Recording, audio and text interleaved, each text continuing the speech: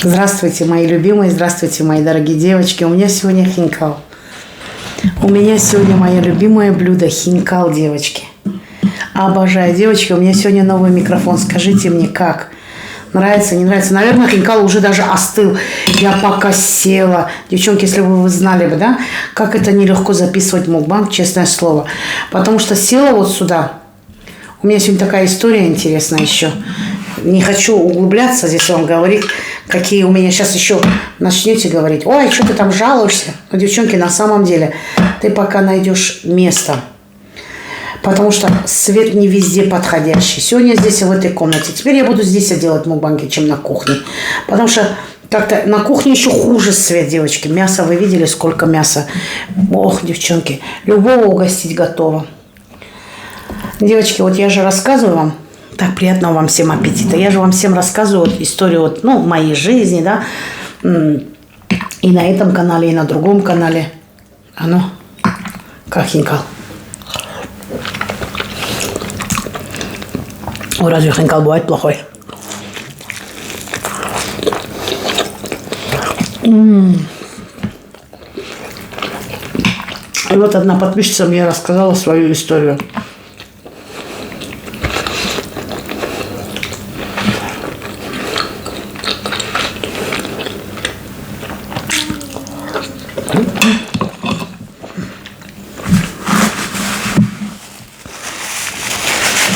И она мне говорит: Наталья, я просто с тобой делюсь. Хочешь, поделись со зрителями, хочешь, не поделись. Но просто хочу тебе сказать.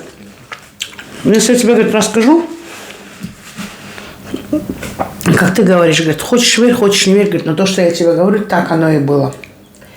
У меня, говорит, брат и сестра есть. У меня, говорит, нас, говорит, 3 в семье.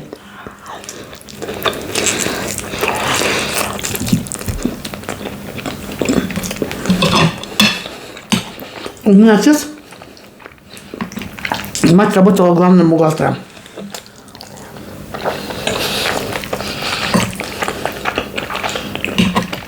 Отец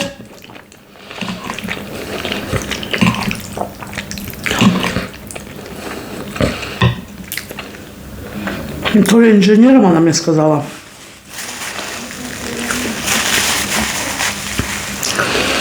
Короче, тоже хорошее место имели.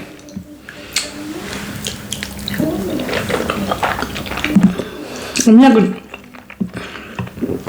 старшая сестра. У нас, говорит, очень большая разница. Потому что моя мама, говорит, забеременела, говорит, на меня. Сколько она сказала? 40 с лишним. Отцу почти уже 50 было. Моя мать, говорит, так переживала. У меня, говорит, уже, говорит, мои, говорит, сестры, сестра моя и мой брат, говорит, уже были взрослые.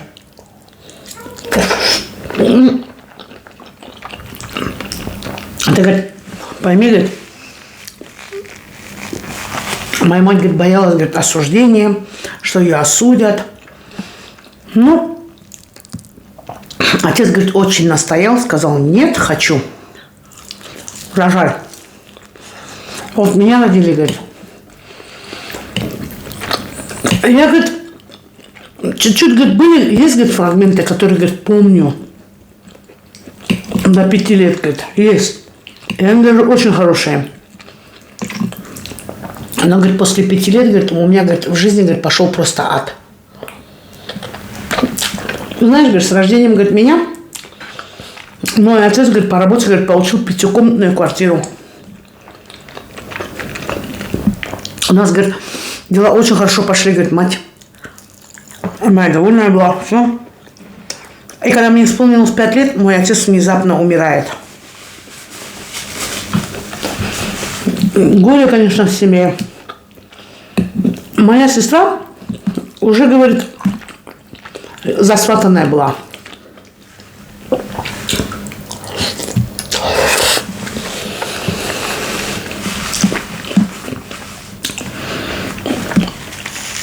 Мой брат еще, говорит, пару лет, говорит, и в армию должен идти.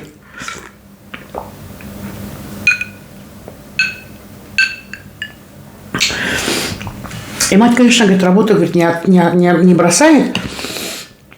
Недалеко, говорит, от нас, прям, говорит, недалеко, говорит. Моя, говорит, бабушка живет.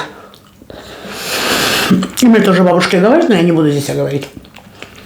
Это, говорит, папина мама, которая всегда, говорит, моей матери помогала с воспитанием, говорит, и мою сестру, и моего брата. И так как, говорит, отец умер, мать еще больше, говорит, стала работать, в саде, говорит, меня не отдала меня бабушке. Вот оттуда, говорит, пошел мой ад. Ты, говорит, не поверишь, говорит. Вот я, говорит, себя, говорит, уже помню, говорит, даже очень хорошо, 5,5-6 лет. Помню, говорит, как она, вот мать, говорит, меня приводила утром, ночью, говорит, забирала. Помню, как она брала, говорит, меня, говорит, за косу, за волосы. Она просто таскала, говорит.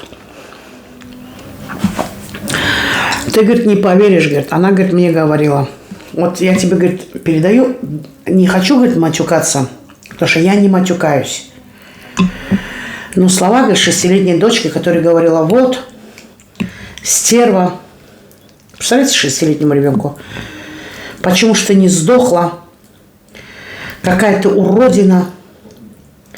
Как я тебя ненавижу. Я надеюсь, Бог мне даст жизнь, чтобы увидеть тебя на кладбище.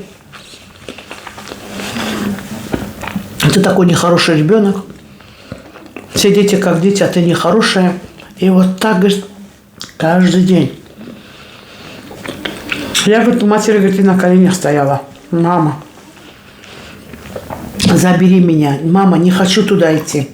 И моя мама все время меня уговаривала. А я в матери, говорит, душу не чаяла, говорит. Это, говорит, для меня свет в окошке, говорит, был моя мама, была.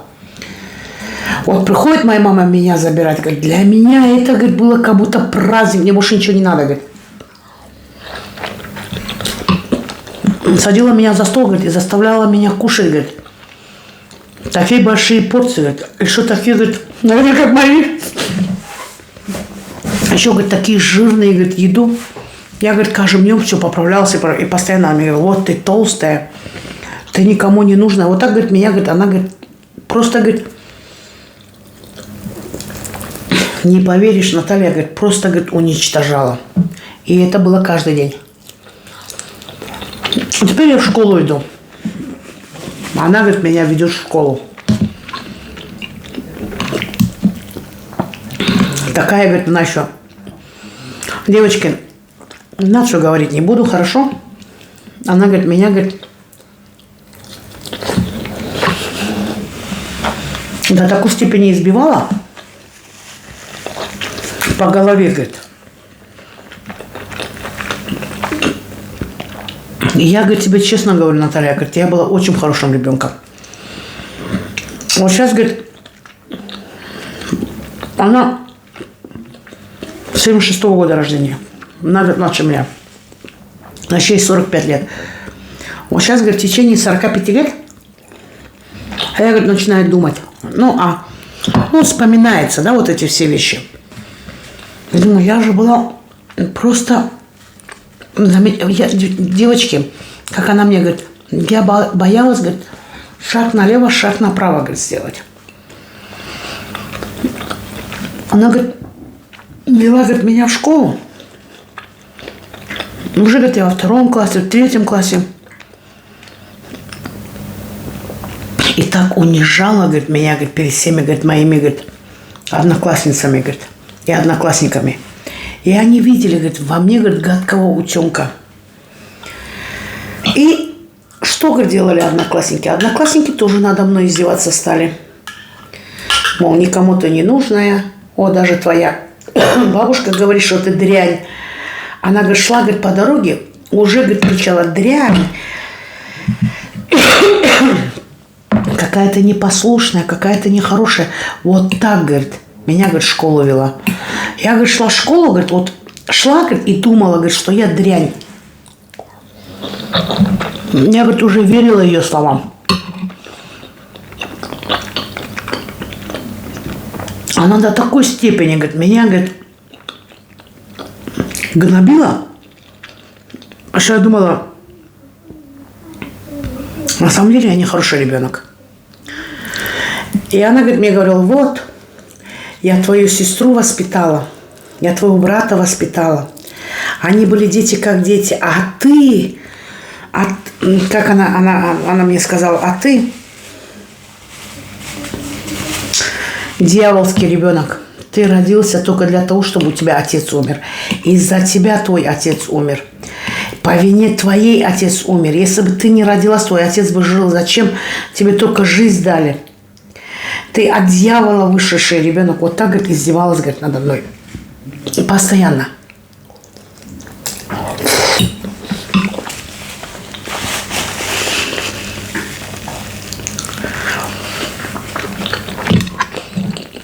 В один день, говорит, она мне, говорит, дала такую пощечину.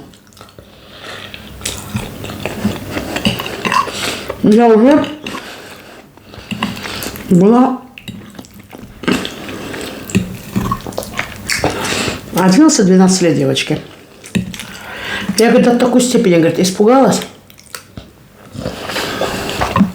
И она мне говорит, сейчас домой пойдем, я тебя убью. И, говорит, возле моей школы недалеко был этот детский дом. И она мне, говорит, постоянно говорила, ты что думаешь? За тебя твои родители будут заступать, за тебя твоя сестра, ты твоей сестре не нужна. А моя сестра, говорит, уже и замуж вышла, говорит, у нее и ребенок был, говорит. Мой брат в армии, говорит, был. Он уже с армии приехал, говорит, он уже свою семью создал, говорит, он женился уже. И она, говорит, меня в школу водит, вот, и говорит, сейчас, говорит, со школы, когда выйдешь, говорит, я, говорит, тебя в детдом отдам. Ты не думаешь, что ты твоей матери нужна, твоей сестре нужна, ты никому не нужна. Я у них разрешение спросила. Они, говорит, мне сказали, вот представляете, взрослая женщина, бабушка, а я вообще, девочки, я вообще в шоке от таких, ну вот, когда я слышу это, да, взрослая, вроде бы вот, и вот, теперь иду, говорит, со школы, говорит, и она, говорит, повела меня домой, мы там, я, говорит, поела, теперь она мне, говорит, вот, одевайся, говорит, пошли, говорит, в детдом я тебя отдаю.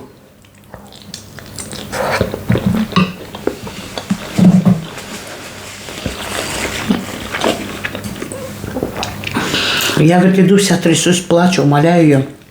И ведет же, говорит, меня в детдом. Ведет меня в детдом до ворот.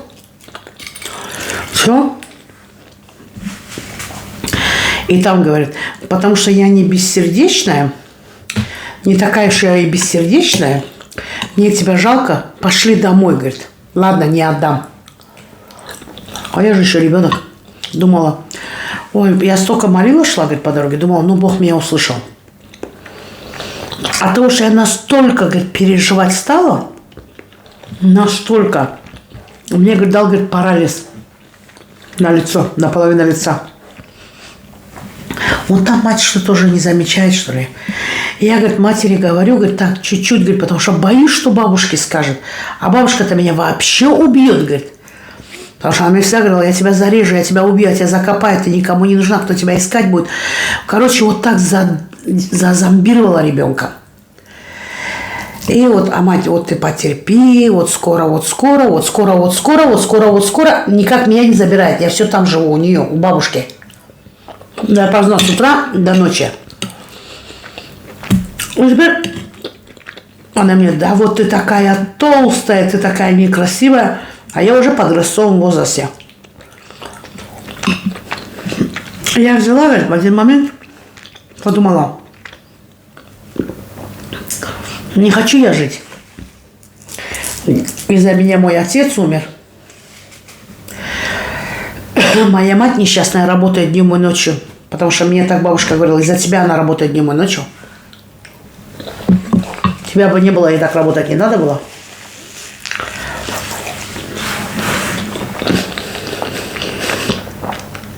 Перестану, говорит, я ем есть. И напрочь отказалась кушать. И в этот момент я, говорит, сильно похудела. Очень сильно. И это заметила моя мать. И моя сестра говорит моей матери, что-то она сильно похудела.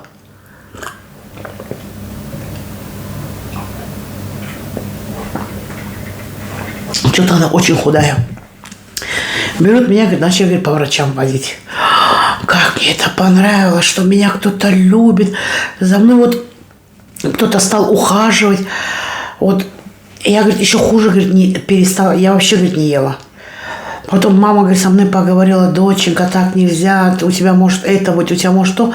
Я потихоньку стала кушать, потому что видела, что они за меня беспокоятся. Бац, говорит, не буду, девчонки, говорить, почему. И бабушка, короче,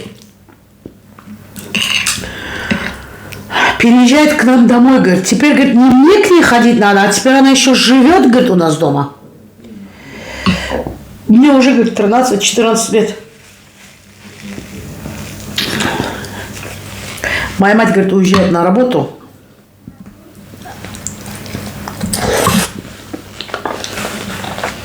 Ты знаешь, говорит, Наталья, говорит, что такое веник, вот, который подметаешь ручно?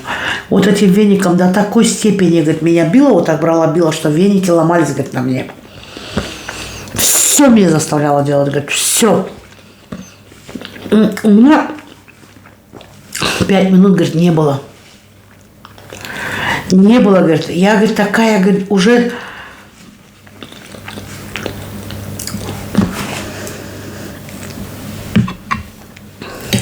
Вообще, говорит, грустным ребенком была. Теперь мне исполняется, говорит, 15 лет, почти 15 лет. И вот не знаю, говорит, вот я такая, говорит, нехорошая, такая стерва, как она говорит, дьяволский ребенок, гадкий утенок. Никто со мной дружить не хочет. С чего это? Она, говорит, берет вот так, как руку поднимает на меня. Не знаю, как я смогла, почему я это сделала, с каких побуждений. На лету, говорит, хватаю ее руку и говорю, хватит, хватит уже, хватит, оставь меня в покое. Она, говорит, как завизжит, как закричит. И надо, говорит, на весь, говорит, подъезд кричит, меня она бьет. Вот такая, говорит, не знаю, говорит, неадекватная женщина, говорит, была.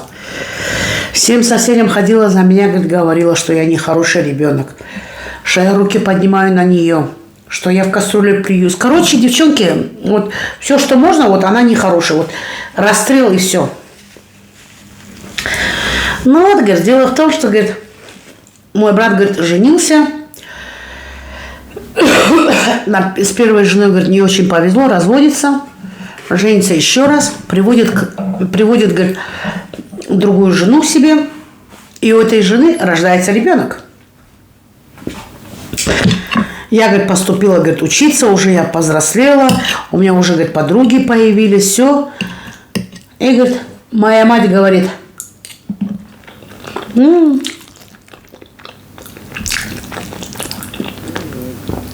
него ребенок появился, у меня внук. И берет, говорит, оставляет работу. Мол, невеста не может, невеста должна работать.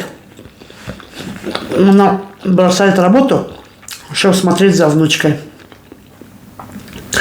Наталья, сейчас, говорит, у меня у самой 2 детей, говорит. Я, говорит, такой закон, говорит, поставила в доме, говорит, что мы, говорит, я, говорит, никогда в жизни на ребенка голос не повысила. Я себе слово дал, что никогда своего ребенка обижать не буду, потому что я такая обиженная выросла. И вот, говорит, смотрю, говорит, на свою маму, говорит, да, и думаю, почему ты ради внучки оставила работу, а ради меня не смогла оставить работу и за мной смотреть? Даже элементарно просто меня в садик отдать. Почему ты этой женщине мне отдала? Когда я это матери, говорит, своей говорила, Моя мать говорит, я об этом даже не знала. Я об этом даже... И когда я сестре сказала, сестра, ты говорила моей бабушке, что... Нашей бабушке, что тебе не до нее. Но она мне один день сказала, ты что думаешь, твоя сестра за тобой будет смотреть? Я твоей сестре сказала, твоя сестра сказала, да утопи ее. Она нам не нужна. Никогда, говорит, такого разговора не было. Ну, ты знаешь, говорит, сейчас, говорит, моей бабушки нету, говорит, умерла, говорит, и моя мать, говорит, умерла. Вот я ни разу, говорит, к ним на кладбище не сходила, говорит. Потому что вот ты, говорит, говоришь, ты простила, ты такая молодец. Вот я не могу, говорит, их простить. Я не могу их простить. Вот почему моя мать вот так со мной поступила? Ну почему она меня родила, раз не может за мной смотреть? Оставила бы меня где-нибудь, там, может быть, счастливее была бы, говорит. Вот так, девчонки, ой, девочки, вот я наелась. Вот я уплела, девочки, а. Вкуснейший хинкал. Чуть-чуть остывший просто был. Ну так, ну даже слишком горячий тоже не люблю кушать, да. Начинаю потеть и туда-сюда. Девочки, а со светом-то у меня вот здесь, короче, это ты пока свет поймаешь, пока все. Ну как вам мой микрофон, нравится или нет? О! Девчонки, после работы хинкал покушать, в бассейне чуть искупаться, потом здесь полоснуться и лечь, отдыхать. Ой, это же просто шикарно. Так как не такие длинные, о, мне что-то икота. Иди на Федота, с Федота на Якова, с Якова на всякого. Вот так. Летом у нас дни такие длинные, да, вот ты ложишься, да, вот, например, отдохнуть, да, ну, в 5 часов, да, большинство я в 5 ложусь. 5, и так полседьмого ты слышишь, еще жара есть, еще такое солнце, да, но все равно, пока ты там чай попьешь или там что-нибудь лимонадик выпьешь, тырым-пырым, короче, и все равно до 10 часов, так как светло, девчонки, успеваешь все. И вот эти 1,5 часа, девчонки, такой кайф проходит. Но иногда бывает, что я что-нибудь посмотрю, какую-нибудь там передачу или что, 1,5 часа просто полежу, не сплю, да, не всегда сплю. Ходила я к врачу, ухо пока лучше. Лучше, но не прошло, лучше. Девочки, я вас люблю, я вас целую. Следующий мукбанг, наверное, будет борщ. Я такую кастрюлю борща сделала. Девочки, люблю вас, спасибо вам за ваши просмотры. Завтра я вам расскажу одну историю. Следующий мукбанг завтра не буду говорить, потому что буду лучше через день запускать, чтобы набирались мои мукбанги. А то, если каждый день, тоже, девчонки, устаете смотреть, я замечаю. Так что вот так, ставим лайки, девчонки, отправляем мои мукбанги, рассказываем обо мне, подписываемся, девчонки, поддерживаем. Я вам очень благодарна. Нас уже как бы быстро перешли, девчонки. Скоро будет 14.